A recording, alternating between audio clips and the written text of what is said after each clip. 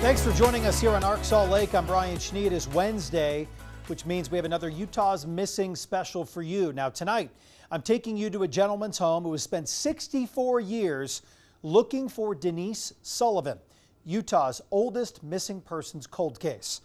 Now 2 weeks ago, I posted this on social media, on Facebook, the missing case of Reed Jepson from 1964. Dr. Steve Lacey corrected us, saying that the oldest case in Utah was actually 3 years earlier, July 4th, 1961. He invited us to his home, and you're coming with us, and this is the case of Denise Sullivan.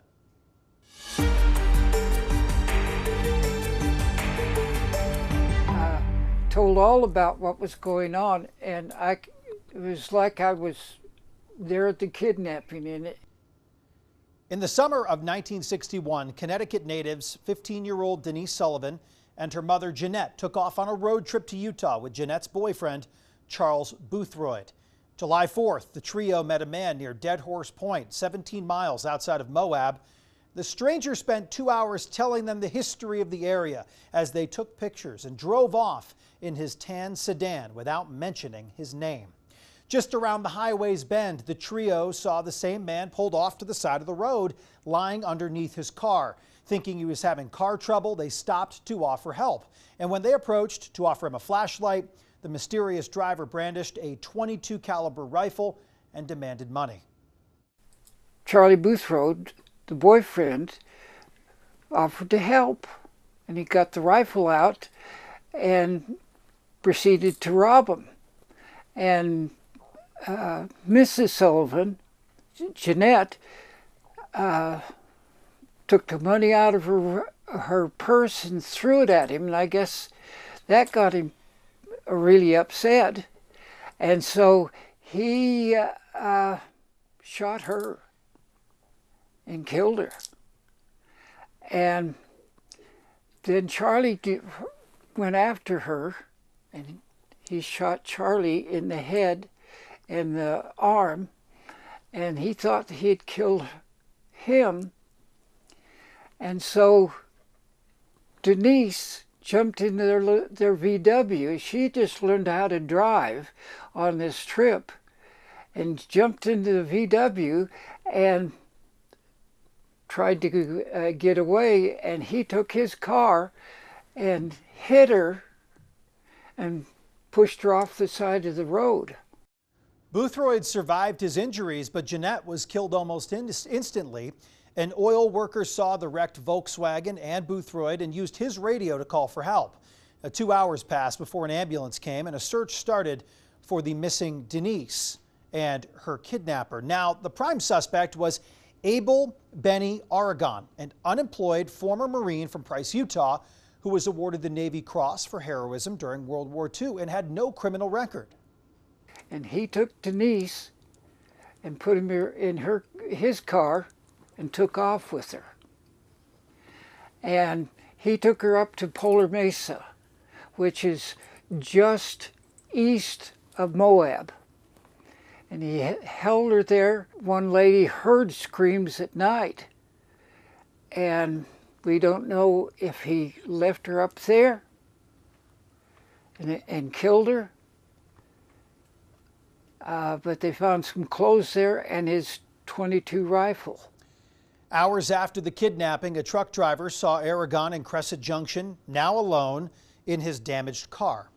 Aragon gave him an envelope and asked the driver to mail it for him. It contained money and a note addressed to Aragon's wife, telling her he loved her and their 5 children. It did not mention any crimes. While fighting for his life, Charles Boothroyd worked with law enforcement to try and find Denise. I don't know if he knew Abel's name, but he could remember what the first part of the license plate, which was CJ.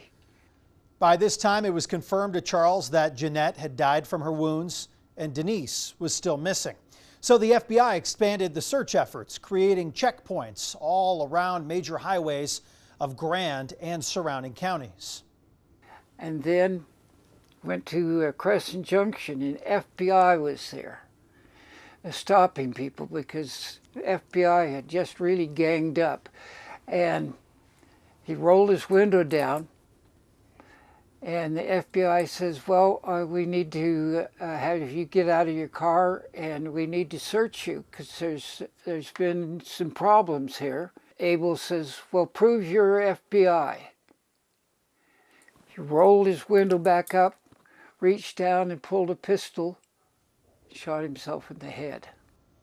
Aragon was rushed to the hospital but died 2 hours later without ever regaining consciousness. It was his 35th birthday. So we know that her kidnapper is deceased. He is. The only question here is, where is Denise Sullivan? Yes. Where do you believe Denise Sullivan is? I think that she was thrown in the Colorado River because the jack was missing. He weighted her down with chains, and because the jacks were big jacks, and there was no jacks in the trunk of the car. How important is this case to talk about 64 years later? I think it's important to keep going. If there's any possible way, if she was thrown in one of the mines up at Polar Mesa, and somebody runs across a skeleton up there. Although foul play is strongly suspected in Denise's case due to the circumstances involved, she is yet to be found. She, like many other cases we cover, has living relatives who want closure. If found alive today, Denise would be 79 years old. Again, this is believed to be Utah's oldest cold case. Now, the day she was taken, Denise was wearing homemade purple plaid pants and red sneakers. Her mother and Charles were wearing the same pants. She made the 3 pairs specifically for this trip. If remains are found with similar items, they could be matched to Denise, giving the family closure. Again, we want to thank Dr. Steve Lacey, for allowing us into his home and sharing his thorough research with us. If you know anything about this case or the location of Denise Sullivan, contact the Grand County Sheriff's Office using the number you now see on your screen, 435-259-8115. It's been 146 days since the now 16-year-old Kylie Ariano left her home in Garden City, Utah. Kylie would have begun 10th grade recently and turned 16 years old last week. Kylie's mother says she's had no contact with her daughter since late May when she disappeared. Although she's listed as a runaway, her mother Stephanie is confident her daughter did not leave on her own accord. Kylie is 5'6", weighing roughly 115 pounds. She has chin-length brown hair, brown eyes, and black braces with tattoos. If you have any information on her whereabouts, contact the Rich County Sheriff's Office, 435-793-2285, referencing case number 25R308.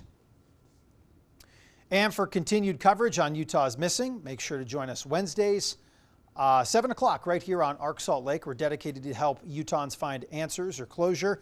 Like always, you can reach out on social media if you have a case you would like us to look into.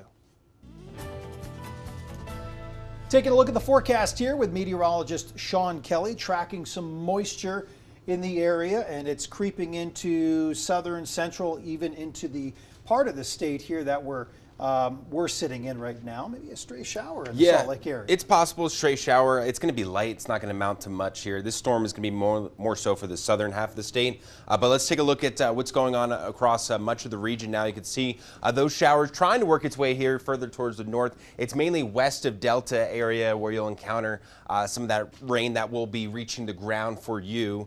Down towards the south, you can see a few of those lightning strikes as well. And then across the Cedar City, Panguitch area, we've got some isolated showers south and west of Escalante. We're watching out for some of those thunderstorm activity into the Halls Crossing area.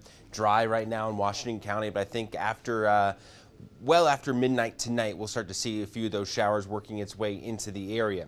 So we're at 55 degrees, a cool evening across the area. It's been cloudy, but it was a lot nicer today as the sun was out a little bit at times, and those temperatures were into the 60s. As we head into the overnight, though, we're cooling things down into the 40s with just an isolated shower or two for areas across the northern end of the Wasatch Front. But our chances for rain will go way up as we make our way into the second half of the weekend. and especially into the early start of the work week next week. We'll talk about more of this and the potential for some mountain snow as well coming up. My First Alert weather forecast. Sean, thank you. His win last year kick-started his career. Coming up on Arc Salt Lake, we chat with professional golfer Matt McCarty to see how he's feeling before he tees off tomorrow in the Bank of Utah Championship.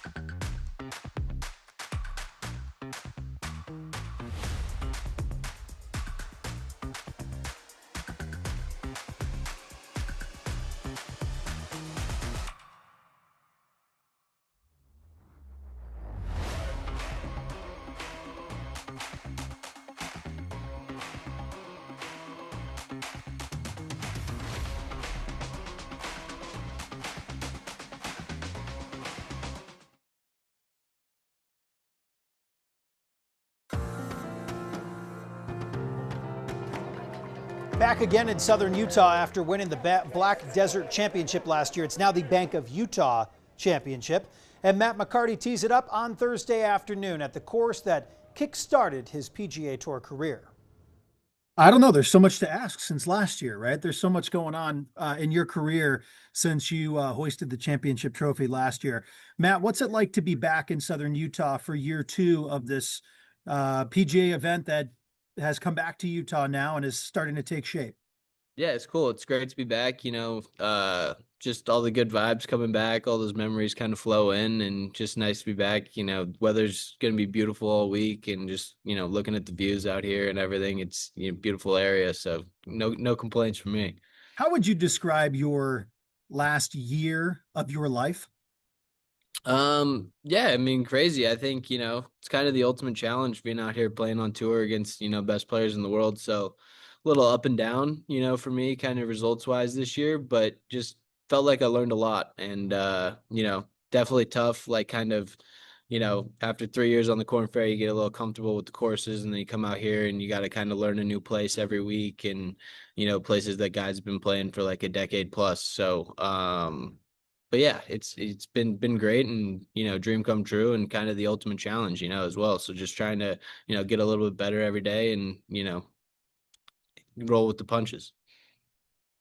I'm curious if guys on tour, now that you've played in some of these bigger events too, due to winning at Black Desert last year, has anybody asked you about Black Desert? Have you been out at events and such? Yeah, I mean, I think you see like the field's definitely, better this year. You got a lot of more guys coming. I think they watched it on TV and they realized how, cool and unique this place is. But yeah, a lot of guys, would ask me about it and if they should come play. And yeah, I mean, I couldn't be more bigger proponent of this place. So but yeah, it's been, it is special. It's very unique for us. Like it's different than a lot of the golf courses that we do play. So it's kind of, a fun week in that aspect. And it's nice, honestly. This is a little warmer here. A couple weeks later this year, the weather's just been perfect all week. So it'll be nice. Matt tees off 1:08 p.m. with Maverick McNeely and Billy Horschel. Plenty of Utahns teeing it off tomorrow. Ogden's Connor Howe, 9:23, followed by Carson Lundell from Alpine at 9:34, and Kihei Akina at 9:45, all off the first tee. You heard from Kihei last week. Be sure to join me live from Black Desert Resort with our Bank of Utah Championship Special. You can watch live KUTV and KMYU Friday through Sunday, 10:30 p.m., following 2 News at 10. Well, you just got to get through a little bit of something maybe tomorrow before we get to the goods over the course of the weekend. I think those showers will be more so through the overnight hours. Will likely be clearing up by the start of that as temperatures warm up as well. So, I mean, the temperature-wise, looking good each and every day, 70s here. But yeah, tomorrow morning, a few showers, generally drying out into the afternoon and evening hours. So things will look pretty good. As we head into the weekend here further up towards the north, we've got the Utah game against Colorado on a Saturday evening. That kickoff at 8:15, and temperatures for that going from the 60s down into the 50s. We'll have to watch out as our next storm will be moving in, especially later on in the evening. Could see a few showers early. We were in the 60s today for highs, kind of closer to where we should be for this time of year, but I think we'll get even warmer tomorrow by a degree or two here. If not tomorrow, definitely Friday. Temperatures across the state cooling things down. Chilly in Delta at 50, but 60 in Cedar City, 75 still in St. George. All right, here's our slow-moving storm still over southern and central portions of California, sliding up towards the north and east rather slowly. It's going to be more so moving in south of Utah, bringing in some moisture up towards the north, but again, definitely more so for the southern half of the state. What you see here is really not going to be working its way up too far to the north. A sprinkle will be possible for the evening, but generally it'll stay down into the Delta area, perhaps into Nephi, Richfield, but more so west of I-15. You can see some isolated showers and storms here in the Escalante area, westward into Cedar City. As we head into the overnight 3 a.m., we could see around us some storms moving into Washington County. Those are the storms I'm talking about earlier. And then out of here by 8 a.m., but moving to the Cedar City area and more so across the eastern, southeastern part of the state tomorrow with some lingering showers through 5 p.m. tomorrow evening. Isolated activity for the higher train. Notice we're dry now across the western part of the state tomorrow evening. And then as we make our way into Friday, we've got a pretty nice end to the week with plenty of sunshine and warm temperatures. And then Saturday, for the majority of the day, we're dry, but the next storm moves in Saturday night and into Sunday. It'll bring a cold front with it and some mountain snow and some lingering rain with kind of a few waves of some lows riding in behind the initial storm here. And this will trigger some lingering rain chances all the way through Monday night. How much rain with storm number 1?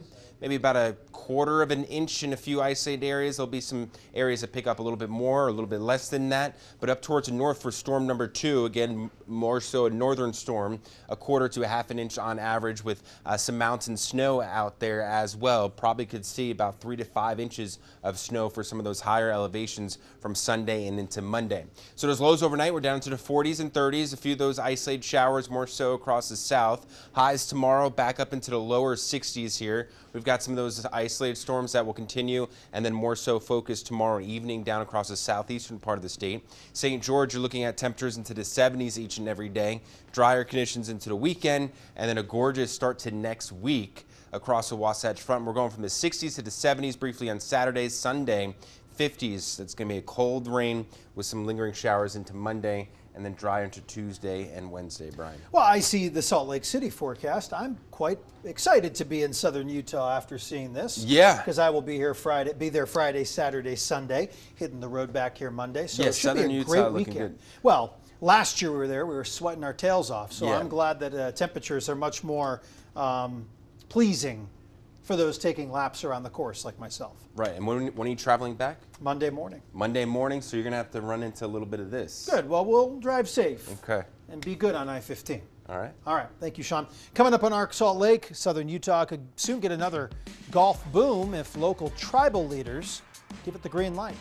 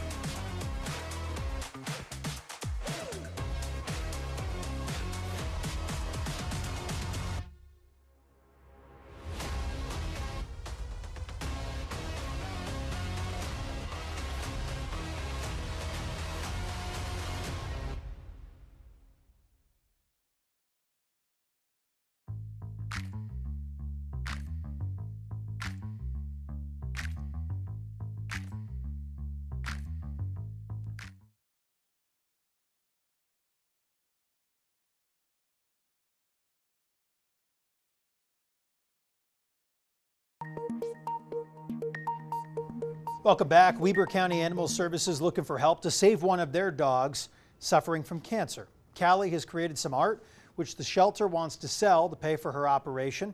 Doctors will amputate the affected toe.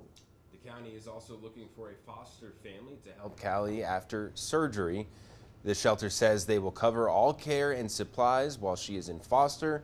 You can buy Callie's art or apply to be her foster family this Saturday afternoon.